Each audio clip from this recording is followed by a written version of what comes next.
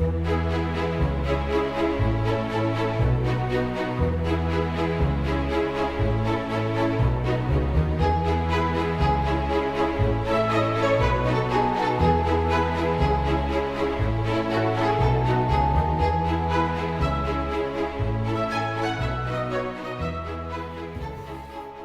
now here comes another question, which is along the same lines of the one I just did on the episode I just did. I'm sorry, the video I just did. And this has to do, again, with the same type of question. How can we have these stories, these very embarrassing stories about Muhammad and what he, his violence, and especially about his wives? And if this were the case, can we not say that these have to be true because of the whole problem of embarrassment? And so this is from Peter Hunt. This is what he says. I still lean towards believing Muhammad did exist, and part of the Quran is actually from him, because Surah 33 is all about Muhammad's wives being angry at him and Muhammad bullying them in return, acting like a typical narcissist. It's really embarrassing. I can't see how any self-respecting writer who's redacting his back to this man Muhammad from the 9th century back to the 7th century, would think that Surah 33 makes Muhammad look good.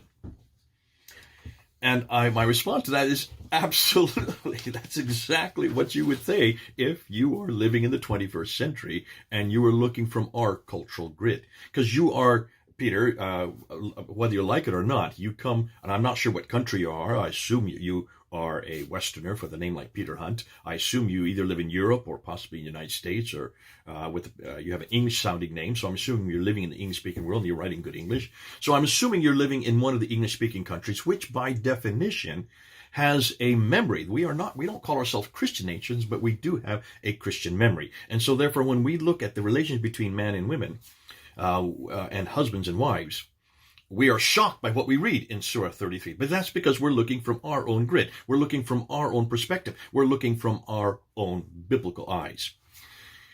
This is not written from a biblical perspective. It's written by those in the 9th and 10th century redacting it back, or in this case, Surah 33, probably the 8th century, early 8th century, maybe even the late 7th century, but that's from the Arab environment, much, much further north. And take a look and see, when you ask that kind of question, you need to say, why don't you read it through their eyes? Now, I was really helpful with this. I'm going to go back to Senegal again, because like I did in the last episode, when I was living in Senegal, this was something that I had a problem with, because the way they treated their women there, the way they treated their children, and I found was appalling, because it's not the way I would treat. And then I had to keep on reminding myself, and I had to be reminded by my wife, Jay, you're assuming that the culture you're in is the culture you've grown up with. Be careful, because in many cultures, especially non-biblical cultures, and especially in environments that have grown up with the Quran today, or the environment in which the Quran was written, in those kind of contexts, you measure yourself as a man by how you control your women. You measure, and it's honorable to have complete control of the women, to keep them sequestered from other eyes. And the greater you are, the more wives you have, the greater you are. More than that, the more that you can keep them from other eyes, and the more that you can keep them from other men. And that's why in Surah 33, you have all these restrictions on his wives, even so to the point that even after he dies, others are not to marry them. That would be aggrandizing. That would be hugely aggrandizing to the person who was writing it, showing and elevating the status of Muhammad. So in a 7th, 8th, and 9th century environment, an Arab environment, or in this case, a Northern Arab environment, that makes all the sense in the world. Not today. Not for you. Therefore, be careful, Peter, that you don't measure the Quran using biblical eyes. The Quran is very much a product of that environment, a product of that age, a product of the relationship between men and women, not what we see in Christ, not what we see in the biblical context, where you have reference after reference, where we are the equality between men and women, that we are not to beat our wives, that we are not to demean them, that we are not to sexually rape them, marital rape like it has in Surah 2.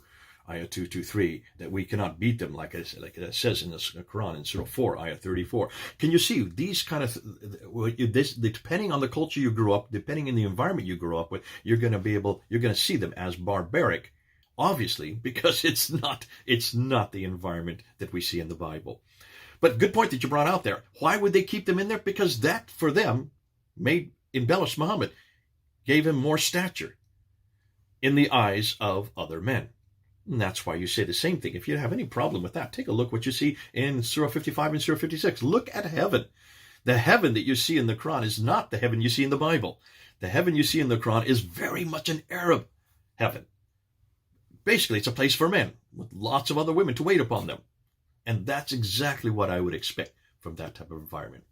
And that's why, one of the reasons why it's important that we understand the context. Redaction will always reflect those who are doing the redacting.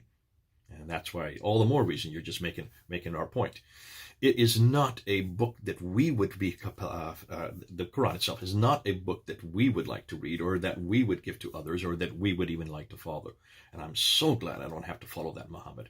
I'm so glad I can follow Jesus Christ. And I'm so glad, as I've said for years and years and years, I can't find anything wrong with Jesus. I can't find anything wrong with how he acted, what he said, how he treated women, how he treated children, how he treated his enemies.